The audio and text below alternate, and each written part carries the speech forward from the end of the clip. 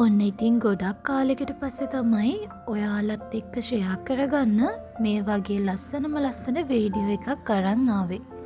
ඔයාලා දන්නවද මේ වීඩියෝ එක මම රෙකෝඩ් කරේ සැප්තැම්බර් මාසේ මගේ උපන්දිනේ දවසේ. හැබැයි ඔයාලට මේ විදිහට වීඩියෝ ක්ලිප්ස් ටික එකට එකතු කරලා ව්ලොග් එකක් විදිහට බලන්න උනේ නම් මේ නොවැම්බර් මාසේ.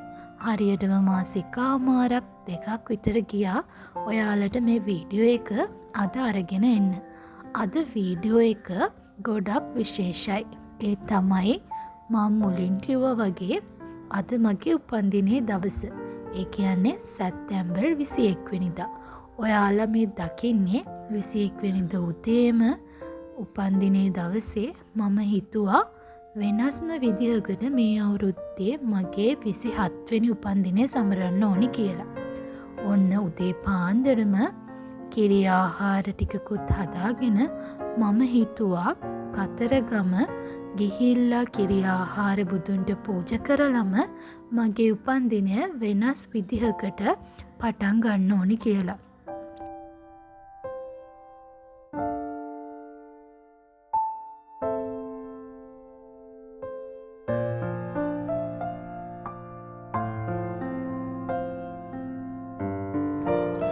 ඔන්න අපි දැන් මේ වෙද්දී කතරගමට ඇවිල්ලා තමයි ඉන්නේ. ඔයාලට පේනවනේ ගොඩක් අය මේ උදේට කිරි ආහාර පූජා කරන්න කතරගමට එනවා. අපි ගියේ ඉරිදා දවසක් නිසා ගොඩක් සෙනග ඇවිල්ලා තිබ්බා. ඒ වගේම තමයි ගොඩක් කිරි ආහාර පූජා කරලත් තිබුණා. ඒක දකිද්දී මාරම සතුටුයි. මොකද හරි ලස්සනයි ඒ කිරි ආහාර පූජා කරලා තිබුණු තැන.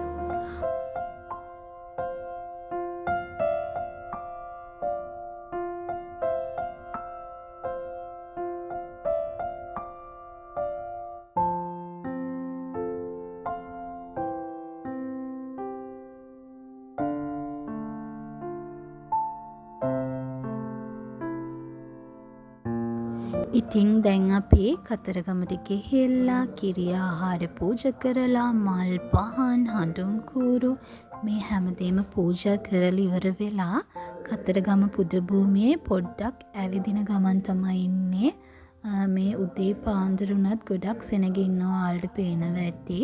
අපි මේ යද්දී 6:07 විතර ඇති වෙලාව. ඒ වෙද්දිත් ගොඩාක් අය මං හිතන්නේ මේ කිරි ආහාර පූජා කරන්න තමයි ඇවිල්ලා හිටියේ.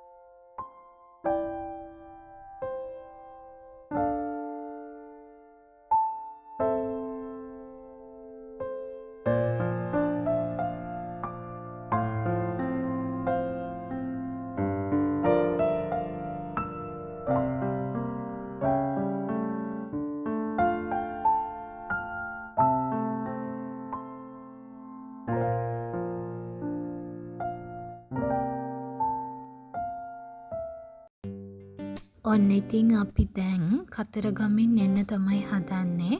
මේ එන අතරතුර අපි උදේට කන්න නැවැත්තුවා. මොකද කිරි ආහාර පූජා කරන්න අපි උදේ නේ ඉතින් ඒ නිසා අපි උදේට කාලා හිටියේ නැති නිසා එන අතරමඟ නතර කරලා උදේට කන්න ගියා. ඉතින් එතන බුෆේ දාලා තිබ්බා. බත් තිබුණා, නූඩල්ස් තිබුණා, එතකොට ඉන්දියාප්පු ඒ වගේ කෑම ගොඩක් තිබ්බා. ඉතින් අපි දෙන්න නූඩල්ස් තමයි තෝරගෙන කෑවේ. මොකද මේ වෙලාවේ හොඳටම බඩගිනි නිසා.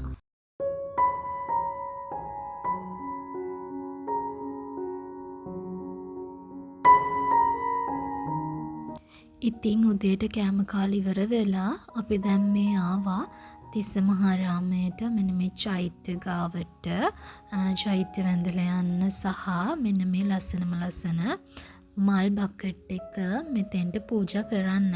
ඔයාලා ගොඩ දෙනෙක් දැන් දන්නවා මේ වෙද්දී මගේ hair accessories business එකට අමතරව මම අලුතින්ම පටන් ගත්ත business එක තමයි ඔය artificial flowers හදන එක. ඉතින් ඒකේ හදපු ලස්සන ෆ්ලවර් බකට් ටිකකුත් අරගෙන ඇවිල්ලා මම මෙතන බුදුහාමුදුරන් ළඟ පූජා කරලා එතනත් මල් පහන් හඳුන් කෝරෝ ඒ දේවල් පූජා කරලා අපි දෙන්නත් එක්ක දැන් ගෙදර එන්න තමයි හදන්නේ. ඒ එන ගමන් අපි යටාල තිස්ස චෛත්‍ය සහ එතන තිබුණු කෞතුකාගාරය බලන්නත් ගියා. දැන් ඔක්කොම දේවල් උදේ වරුවේ කරන්න තිබිච්ච වැඩ ටික ඔක්කොම කරලා ගෙදර එන ගමන් තමයි දැන් ඉන්නේ.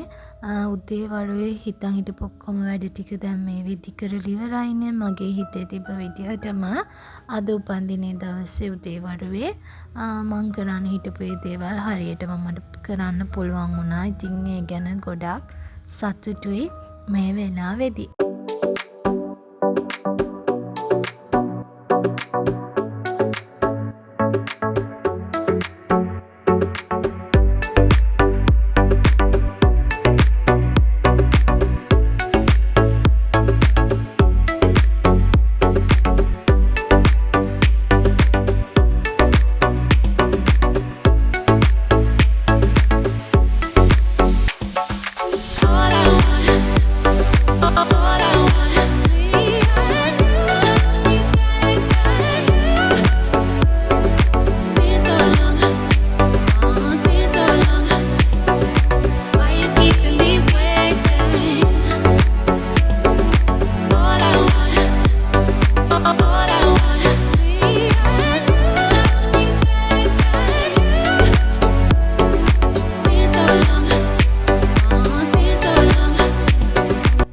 ඉතින් අන්න ගෙදර ආවට පස්සේ අපි රැට කෑම හදලා ওই විදිහට තමයි මගේ බර්ත්ඩේ එක දවස ඉවර කරන්න ලෑස්ති වුණේ. මේ වීඩියෝ එකෙන් මට ඔයාලට කියන්න ඕන උනේ හැමදාම කේක් කපලා ඔයාලා එකම විදිහට ඔයාලගේ බර්ත්ඩේ එක සමරන්නේ නැතුව ඔයාලට පුළුවන් වෙනස් විදිහකට ඔයාලට ලබන හැම උපන්දිනයක්ම සමරන්න. එකකින් ඔයාලට තියෙන ඒකාකාරී බව නැති වෙන්න පුළුවන්. ඔයාගේ තියෙන මානසික ස්ට්‍රෙස් ගතිය නැති වෙන්න පුළුවන්. ඒ හැමදේම ඔයාට ඔයාව සතුටු කරගන්න පුළුවන් වෙනවා.